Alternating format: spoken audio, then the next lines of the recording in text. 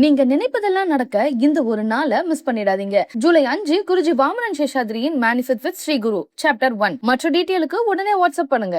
அம்பாள் சுயம்பா எழுந்தருளி இங்கே ஒரு அற்புதம் நடத்தியிருக்கிறாங்க. இந்த கோயிலை பூஜை பண்ணுறதுக்கு எழுத படிக்க தெரியாத சங்கரன் அப்படின்ற ஒரு 18 வயது பாலகன் மேலே அம்பாள் அருள்மழை பொழிந்து ஒளி ரூபமாக காட்சி கொடுத்து சமஸ்கிருத வேதங்கள் முழுவதும் கொடுத்துருக்கிறாங்க. இப்போ இந்த உலகத்தில் நம்ம எங்கேயும் காண முடியாத ஒரு அற்புதமான ஒரு காட்சி.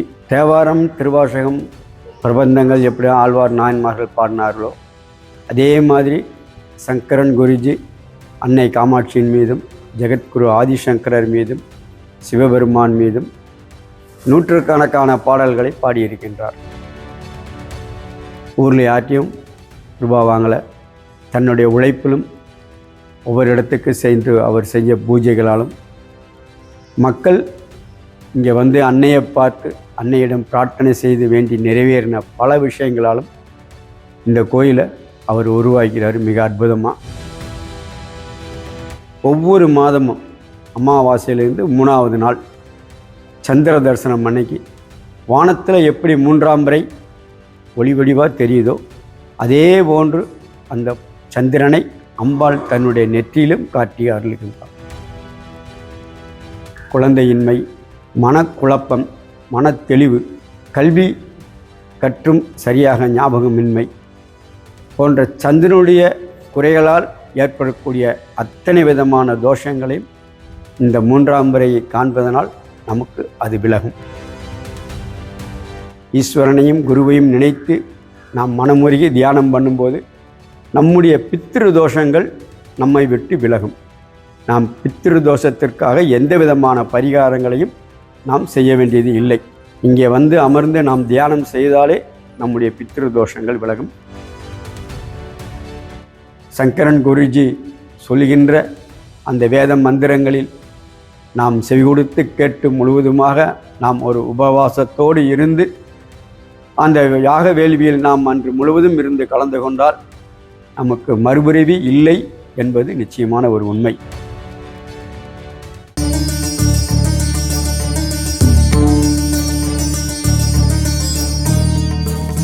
எல்லோருக்கும் வணக்கம். இப்போ நாம் இருக்கிற இடம் மடாவளம் ஸ்ரீ காமாட்சி அம்பாள் ஆலயம். இந்த இடம் காஞ்சிபுரத்துலேருந்து 18 கிலோமீட்டர் தூரத்தில் உக்கல் அப்படின்ற இடத்துலேருந்து 1 கிலோமீட்டர் கிழக்கு பக்கமாக இந்த இடம் அமைஞ்சிருக்குது.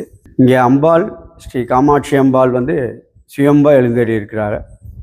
25 வருடங்களுக்கு முன்னாடி அம்பாள் சுயம்புவா இந்த இடத்துல எழுந்தருளி இருக்கிறாங்க. அம்பாள் சுயம்புவா எழுந்தருளி இங்கே ஒரு அற்புதம் நடத்தியிருக்கிறாங்க. அதாவது இந்த கோயிலை பூஜை பண்ணுறதுக்கு எழுத படிக்க தெரியாத சங்கரன் அப்படின்ற ஒரு 18 வயது பாலகன் மேலே அம்பாள் அருள்மழை பொழிந்து ஜெகத்குரு ஸ்ரீ ஆதிசங்கரரும் அன்னை காமாட்சியும் அவர்களுக்கு ஒளி ரூபமாக காட்சி கொடுத்து சமஸ்கிருத வேதங்கள் முழுவதும் கொடுத்துருக்கிறார். இப்போ இந்த உலகத்தில் நம்ம எங்கேயும் காண முடியாத ஒரு அற்புதமான ஒரு காட்சி. தேவாரம், திருவாசகம், பிரபந்தங்கள் எப்படி ஆழ்வார் நாயன்மார்கள் பாடினார்களோ அதே மாதிரி சங்கரன் குருஜி அன்னை காமாட்சியின் மீதும் ஜெகத்குரு ஆதிசங்கரர் மீதும் சிவபெருமான் மீதும் நூற்றுக்கணக்கான பாடல்களை பாடியிருக்கின்றார். அன்னையின் அருளும் ஜெகத்குருவின் ஆட்சியும் பரிபூரணமாக பெற்றவர் ஸ்ரீ சங்கரன் குருஜி. இந்த சுயம்பா அம்பாள் வந்த இடத்துல சங்கரன் குருஜி அன்னைக்கு பூஜ்ய புனஸ்காரங்கள் பண்ணிக்கிட்டு இருக்காங்க. தனக்கு கிடைத்த இந்த வேதம், இந்த ஞானம் இந்த உலக மக்களுக்கும் பயன்பட வேண்டும் என்கின்ற ஒரு நல்ல எண்ணத்தில் தன்னுடைய இடத்திலே அன்னைக்கு மிக அற்புதமான ஒரு பெரிய ஆலயத்தை 12 ஆண்டுகளுக்கு முன்னாடி அவர் உருவாக்க ஆரம்பித்தார். அவருடைய கடினமான உழைப்பு, எங்கேயும் பில்புக்கு போட்டு வசூல் பண்ணலை, ஊரில் யார்ட்டையும் ரூபா வாங்கலை. தன்னுடைய உழைப்பிலும் ஒவ்வொரு இடத்துக்கு சென்று அவர் செஞ்ச பூஜைகளாலும் மக்கள் இங்கே வந்து அன்னையை பார்த்து அன்னையிடம் பிரார்த்தனை செய்து வேண்டி நிறைவேறின பல விஷயங்களாலும் இந்த கோயிலை அவர் உருவாக்கிறார் மிக அற்புதமாக. இங்கே அன்னைக்கு மிகவும் சிறப்பான ஒரு விசேஷம் உண்டு. உலகத்திலே எங்கும் நடக்காத ஒரு அற்புதமான விஷயத்தை அம்பாள் இந்த இடத்துல நடத்திக்கிருக்காங்க. அதாவது ஒவ்வொரு மாதமும் அமாவாசையிலேருந்து 3வது நாள் சந்திர தரிசனம் அன்னைக்கு வானத்தில் எப்படி 3ஆம் பிறை ஒளி வடிவாக தெரியுதோ அதே போன்று அந்த சந்திரனை அம்பாள் தன்னுடைய நெற்றியிலும் காட்டி அருளுகின்றான். இது உலகத்திலே எங்கேயுமே நாம் காண முடியாத ஒரு அற்புதமான காட்சி. இது இன்னைக்கு நேற்றல்ல, 20 ஆண்டுகளாக இந்த காட்சியை அன்னை தன்னுடைய நெற்றியிலே காட்டி கொண்டிருக்கிறார்கள்.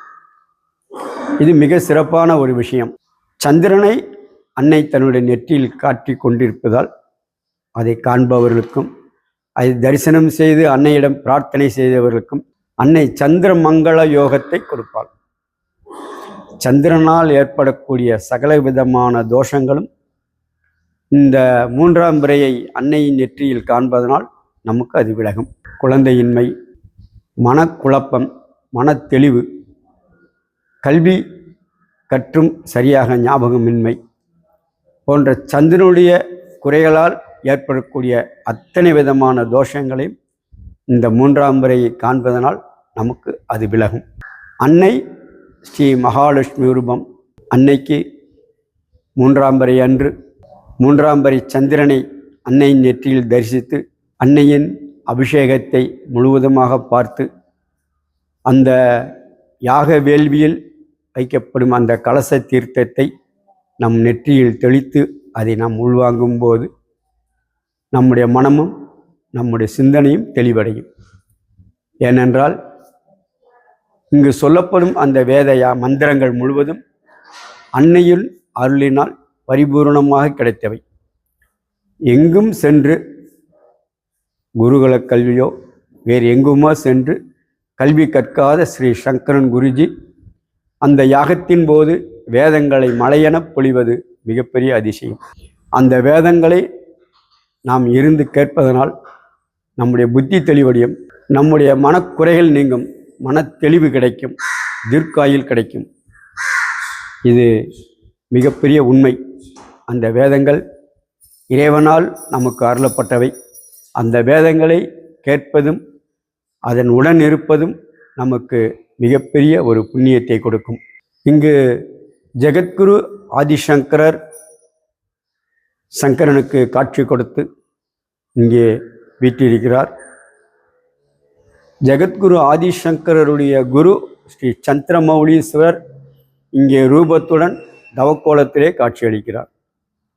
பொதுவாக சிவபெருமான் வடதிசை நோக்கி இருந்தால் நம்முடைய பூர்வ ஜென்ம பித்ருதோஷத்தை அது நீக்கும். இது பொதுவான ஒரு விஷயம்.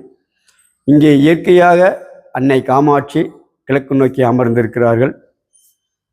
ஜெகத்குரு ஆதிசங்கரரும் அவர் குரு சந்திரமௌலீஸ்வரரும் இங்கே வடக்கு திசை பார்த்து அமர்ந்திருக்கிறார்கள்.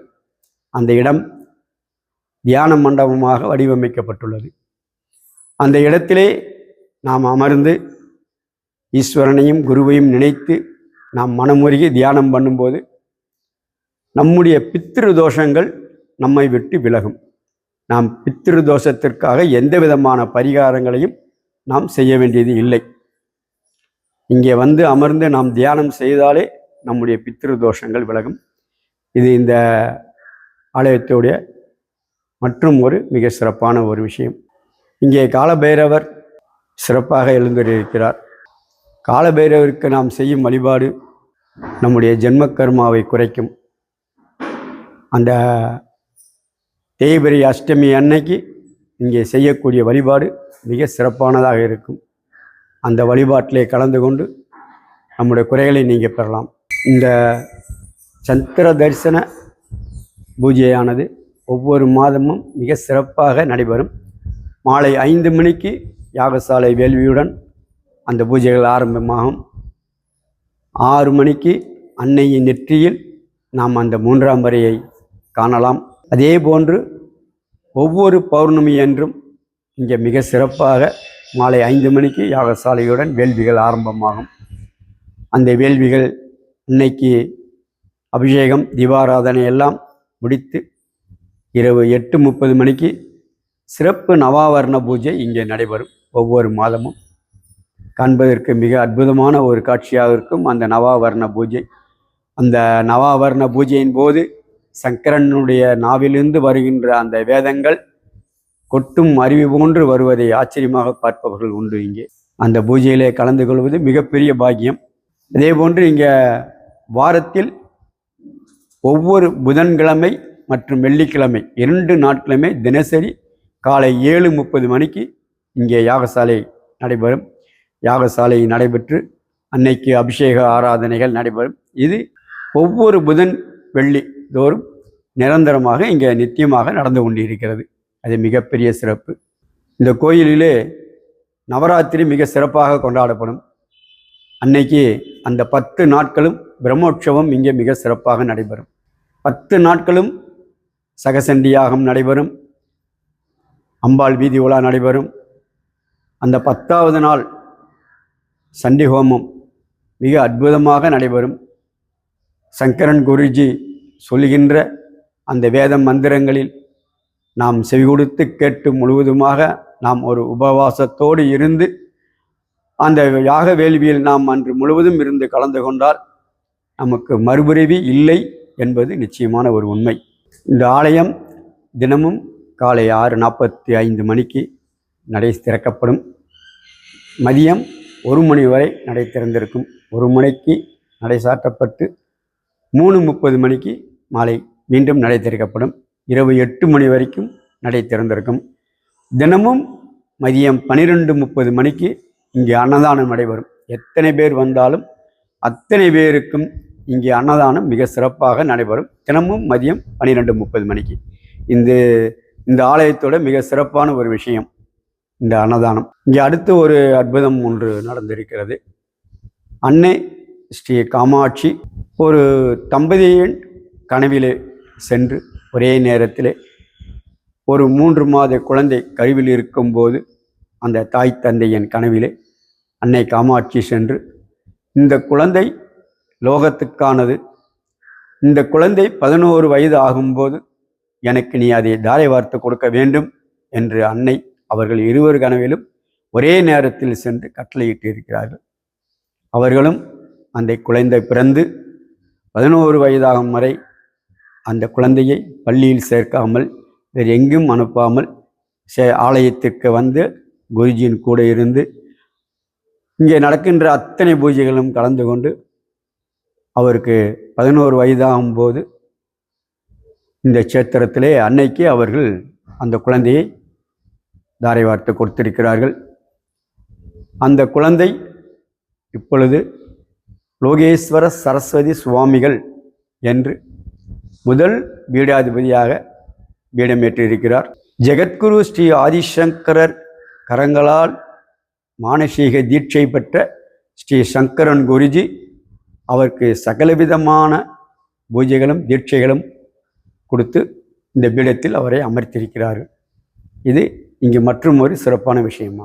ஷத்புத்பவம் பூதநேதம் வஜன்ய சப்த ஹோங்கார பரபிரம்ம மகா குருக்கோடி பரஸ்பரரூபி மகா காயத்ரகே நமக. நீங்க நினைப்பதெல்லாம் நடக்க இந்த ஒரு நாளை மிஸ் பண்ணிடாதீங்க. ஜூலை 5 குருஜி வாமனன் சேஷாத்ரியின் manifest with Shri Guru chapter 1. மற்ற டீட்டெயிலுக்கு உடனே வாட்ஸ்அப் பண்ணுங்க.